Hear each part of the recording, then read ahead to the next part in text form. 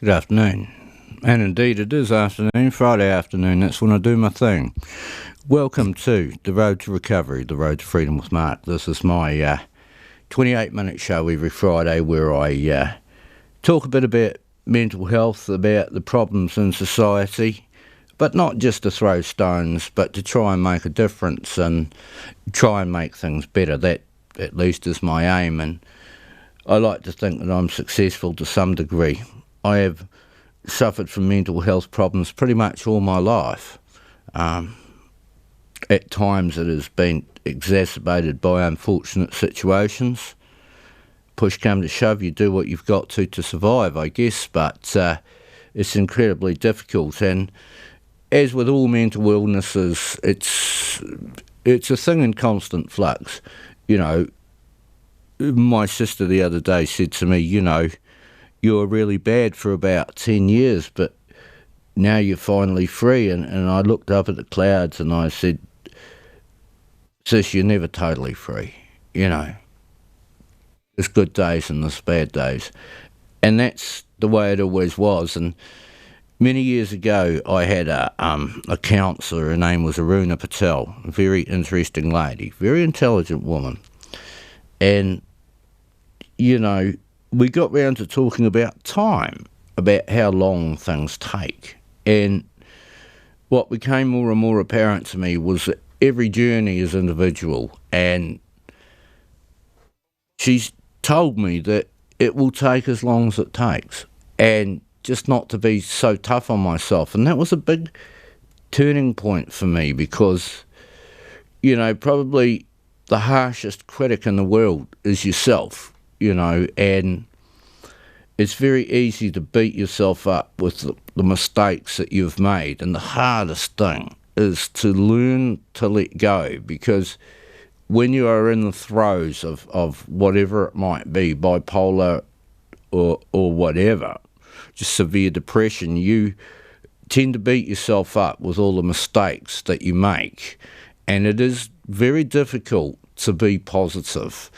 And the best thing you can do is to let the critics go, cut them away and let them disappear, the ones that constantly put you down and knock you and reinforce those bad ideas that you have, and spend more time with people who are more positive and talk about solutions rather than problems. It's very important that you surround yourself with good people, because at the end of the day, the people around you are part of what you are and part of who you are, what you do, who you become.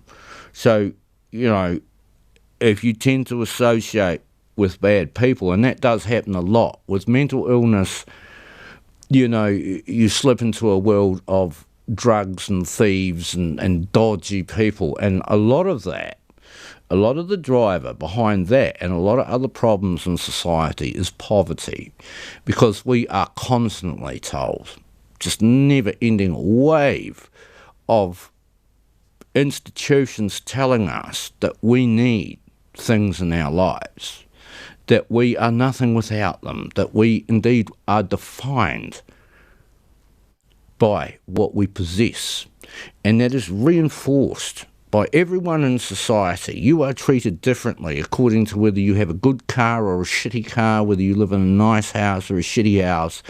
And generally speaking, people with mental health issues are at the bottom of the pile. I do not get enough money to survive, to pay the basic bills. I can't keep a car going unless my family support me. And a lot of people are not in that fortunate position where they have that sort of backing, that sort of support. So I guess what I'm calling for is a more fair distribution of wealth when you take into consideration that the top 1% of the richest people in this country have more money than the bottom 90%. 1% of all of the people hold the majority of the wealth, and they do not pay tax. They avoid it. with clever accountants and lawyers. It's evasion, of course it's evasion. They know their duty, they know their responsibility, yet they choose to rip their own countries off and allow their own people to live in poverty because they have no conscience, these people, and you don't know who they are. You wouldn't know a single one of them. You wouldn't even recognise their names because the shroud of anonymity is where they like to hide. Why put your head up and say, oh yes, I'm a billionaire? Why would you want to do that? Why would you want to expose yourself to such danger and risk? Much better that you hide behind the curtains, carry on with your business, and just get wealthier and wealthier and build empires. Now, I know this sounds like pie in the sky stuff, but all I'm talking about is everybody paying their fair share in tax. Those of us who are lucky enough to have jobs don't have a choice in the matter. The money is taken away automatically, plus we pay GST. Workers do a great job in this country, work really hard and are taxed really heavily. And some of them suffer from mental health problems, but they're not as severe as maybe people like me. So they struggle by as best they can. And back in the day when I was growing up, big boys don't cry. So you just had to harden up. That's what they'd say to you. Oh, harden up, son, harden up. Get back to it. Put your shoulders to the wheel. And unfortunately, a lot of people suffered really, really badly as a result of that ridiculous attitude. Now things, thank the Lord, now things are starting to change a little bit, and people are starting to realise that if you can talk through your problems and support each other, a problem shared is a problem halved, and it does make a huge difference. And it's wonderful to see not just the government but society in general changing their attitude, and attitudes can change over a period of time. It requires people like me forever hammering away at these things, and I have been doing this for many, many years, long before it ever became fashionable. There was a time when I was just a single voice in the wilderness, and then there was this plethora of people, I Am Hope and all this jazz. I guess people like John Kerwin and Mike King, they've done a wonderful job for us and really brought this to the profile, and without them, things like this, what's happening now, just wouldn't be happening. There's a wave of change, especially down to Mike King. What a transformation that man has made from comedian to where he is now. And kudos to you, Mike. Good on you, mate.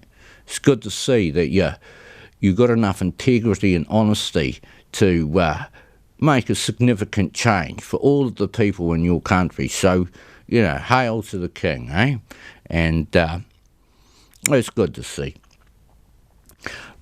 Well, I've got to be careful about time because I got a little bit short last time, so I've got to crack on with today's story. But just before I start, I want to say a big hello to everyone up in the beautiful Hawke's Bay. I'll be heading up that way very shortly, and boy, I've been looking at those temperatures thinking, wow, it looks good. I hope you're enjoying all of that beautiful summer, getting out on Ocean Beach down the parade in Napier. I love strolling down there, and I'm looking forward to all the new development that's going on down there. Hopefully I'll get up as far as Gizzy, and who knows, maybe right round to Mahia, and that'd be nice. Haven't been there for a long time. Always like to catch a king up there. And also to my great friends in the Wairarapa, it's nice that you're tuning in, that you've supported me. Please share this with your friends.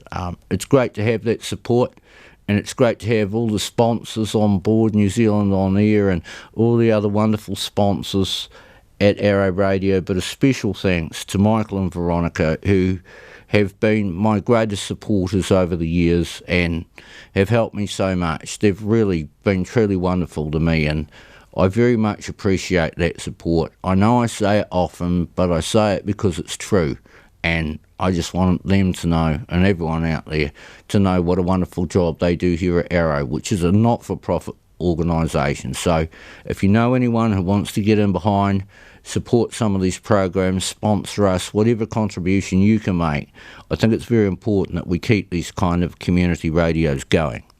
Right, well, I'm going to do a story today called Top of the South, and it's a bit of a mess because it's still in a draft. It's one of my news stories, but it's a goodie. So, bear with me and I'll give it a crack. This is called Top of the South, a place in my heart. My family moved to Wellington in 1969. We got our first house in Lower Hutt in 1970, and in that year I took my first ferry ride from the capital across Cook Strait through Queen Charlotte Sound to Picton. I was only 6 years old and had not seen very much of the world. Heading down Tory Channel in the lower half of Queen Charlotte was like a strange dream.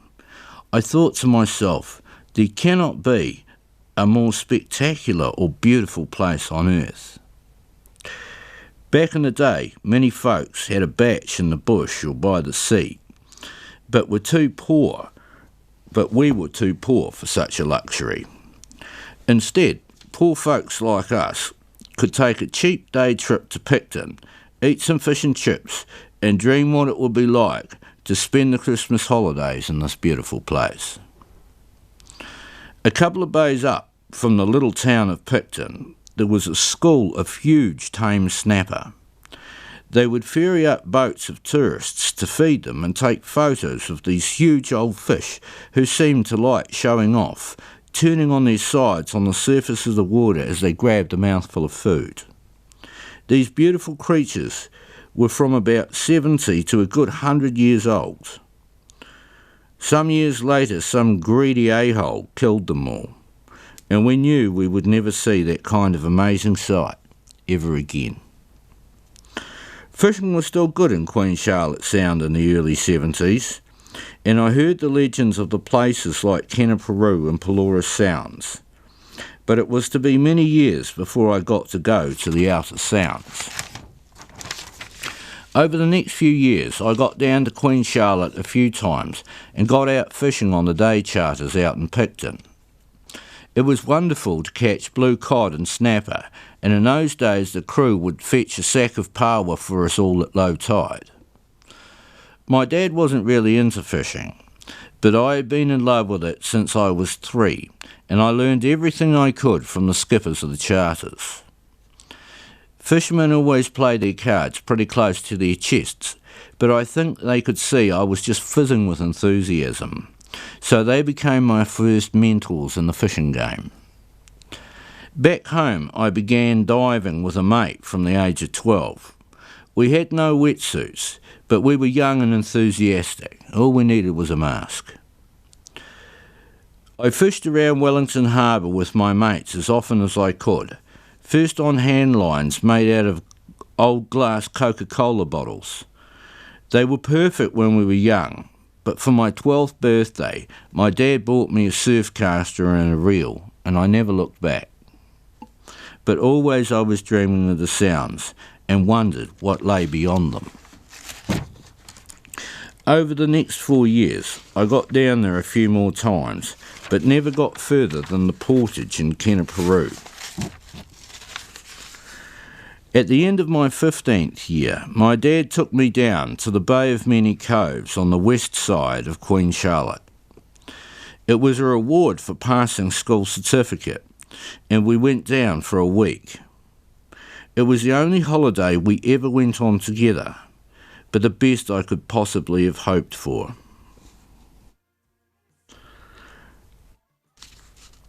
I talked to a couple of blokes there who told me how to catch tarakihi in the cove, and Dad and I hired a dinghy, and I slayed myself over a dozen. Dad wasn't quick enough to catch the fast tarakihi, but even he managed to snaffle a real nice kahawai. When we got back to shore, I had to fillet the fish and got smothered in hungry wasps all over my fish, hands, arms and face. After an hour or so, a charter pulled up to the jetty, and the skipper asked if anyone wanted